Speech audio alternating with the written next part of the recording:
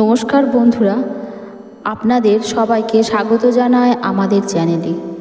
আজ আমরা আলোচনা করব বাড়িতে সরস্বতী পুজো করতে কি কি উপকরণের প্রয়োজন হয়। আপনাদের যদি ভিডিওটি ভালো লেগে থাকে তাহলে অবশ্যই লাইক, শেয়ার আর সাবস্ক্রাইব করবেন।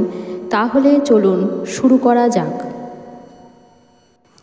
সরস্বতী পুজোর সম্পূর্ণ উপকরণ ও তালিকা নিচে আমরা আলোচনা করছি। সরস্বতী পুজোর জন্য কিছু নির্দিষ্ট উপকরণের প্রয়োজন হয়, যা সঠিকভাবে ব্যবহার করলে পুজোর শুদ্ধতা বজায় থাকে।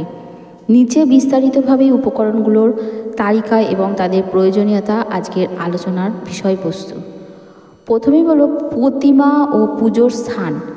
সরস্বতী প্রতিমা বা ছবি, মাটির তৈরি প্রতিমা বা মুদ্রিত ছবি আপনি ব্যবহার করতে পারেন।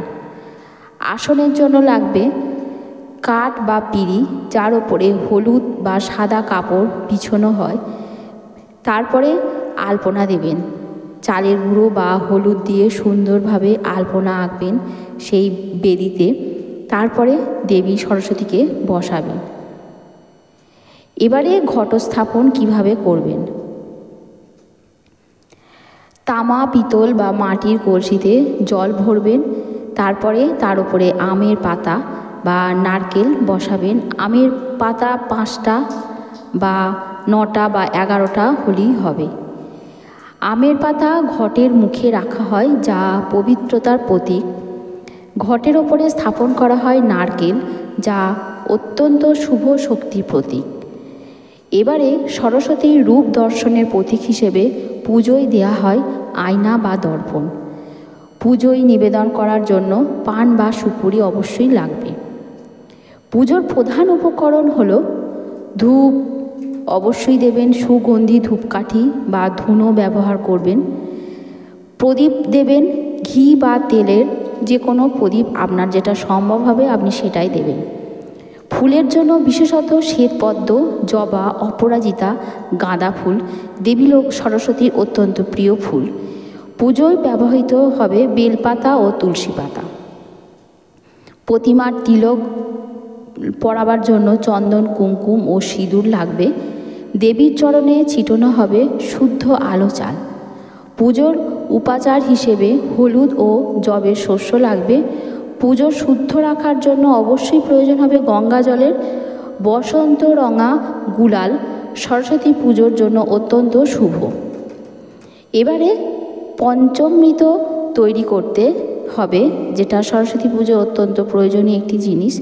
এই পঞ্চামৃত কিভাবে তৈরি করবেন। দুধ, দই, ঘি, মধু ও চিনি, এই 5টা জিনিসকে একসঙ্গে মিশিয়ে পঞ্চামৃত তৈরি হবে। এটা সরস্বতী পুজোয় অত্যন্ত একটা প্রয়োজনীয় জিনিস, শুদ্ধ করতে লাগে। এবারে দেবী সরস্বতী কি দিয়ে ভোগ দেবেন। মিষ্টি দেবেন, নাড়ু, সন্দেশ, পায়েস, লাড্ডু ইত্যাদি আপনি নিবেদন করতে পারেন। ফলের মধ্যে আপেল, কলা, আঙুর, আতা, নারকেল এগুলো আপনি দিতে পারেন। ভোগ হিসেবে খিচুড়ি বা পায়েস, যা হোক কিছু একটা দেবী সরস্বতীকে ভোগের জন্য দেবেন। দেবীর সামনে আপনি চিড়ে, বাতাসা বা চাল ভাজা অবশ্যই দেবেন। এবারে বিদ্যার দেবী সরস্বতী, অবশ্যই সরস্বতীর সামনে বই খাতা রাখুন, কলম দোয়াত রাখুন। নতুন লেখার শুভ সূচনা করতে দেবীর বাহন হিসেবে রাখা হয় বীণা বা বাঁশি। দেবীর সেবায় ব্যবহার করা হয় হাত পাখা। শঙ্খ পুজোর শেষে এবং পুজোর শুরুতে অবশ্যই বাজানো হয়। এবারে আরতির জন্য লাগবে ধুনুচি, ফুল, দুব্য অবশ্যই লাগবে। পুজোর সমস্ত ভোগ প্রসাদ এতে রাখবেন। এবারে তুলসী পাতা অত্যন্ত শুভ, এটা লাগবে, তুলসী পাতা লাগবে। পুজোয় অর্থ লাভের জন্য কড়ি লাগবে। সরস্বতী পুজোর আরতি বা মন্ত্র উচ্চারণের জন্য ছোটরা সরস্বতী মহাভাগে মন্ত্র জপ করতে পারে। শঙ্খ বাজিয়ে প্রদীপ ঘুরিয়ে দেবী সরস্বতীকে আরতি করুন। এবার প্রসাদ বিতরণ করুন। পুজো হয়ে যাবার পরে ভক্তরা আশীর্বাদ গ্রহণ করুন। নমো সরস্বত্যই নমো মন্ত্র উচ্চারণের মাধ্যমে পুজো সমাপ্ত করুন। আশা করি আজকের ভিডিও আপনাদের সাহায্য করবে। যদি ভালো লেগে থাকে তাহলে লাইক করুন, কমেন্ট জানান, আপনার মতামত জানান আর আমাদের চ্যানেল সাবস্ক্রাইব করতে ভুলবেন না। সবাইকে সরস্বতী পুজোর শুভেচ্ছা। জয় মা সরস্বতী।